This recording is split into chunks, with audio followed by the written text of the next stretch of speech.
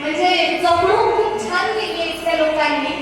म्हणजे तिकडे त्या भागात जर आला, आता मी सध्या पुण्याला आहे, तर त्या भागात जर आला तर सिमेंटची जंगलं दिसतात आम्हाला. त्यामुळे खरंच अभिनंदन आहे इथल्या लोकांचं.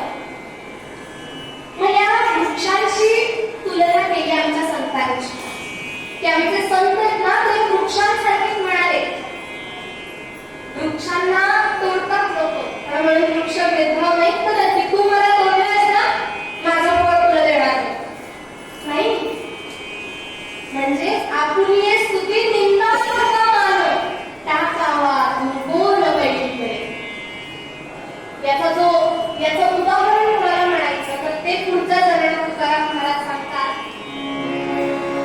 आपुले मस्तकी दुःखाचे डोंगरा, सुखाचे मागे सोडू दे. मान्य की नाही करायचं की स्तुती करू दे किंवा मान अपमान करू दे, आम्ही त्यांना उरळून तयार नाही.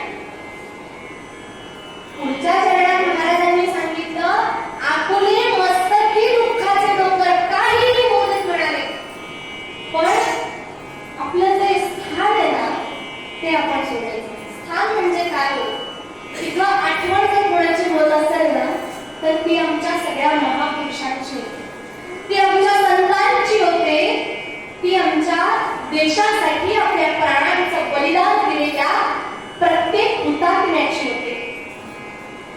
अहो भगतसिंग राजगुरू सुखदेव काय केलं, हातामध्ये भगवद्गीता घेऊन फासावरती लटकले.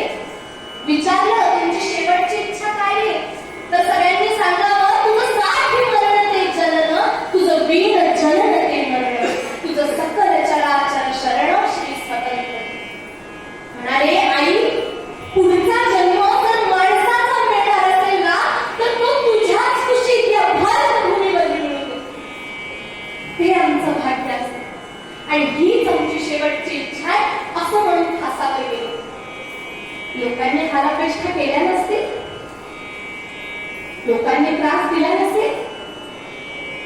सगळ्यात महत्वाचं उदाहरण त्यांचं सांगितलं जातं ते म्हणजे स्वातंत्र्यवीर विनायक दामोदर सावरकर. आज राजकारण चालू आहे त्यात आपल्याला पडायचं नाहीये, पण काय व्यक्ती होते सांगा ना. म्हणजे स्वतःचा संसार मोडला इतरांच्या संसारासाठी, स्वतःचा संसार मोडला. भारत मातेसमोर उभे राहिले आणि विचारलं की आई तुझ्यासाठी माझ्या घरावरती काय ठेवू, तुळशी पत्र की निखार. हे शब्द स्वातंत्र्यवीर सावरकरांचे, की जे शब्द न भूतो न भविष्यती होते, न भूतो न भविष्यती असं व्यक्तिमत्व म्हणजे स्वातंत्र्यवीर विनायक दामोदर सावरकर. लक्षात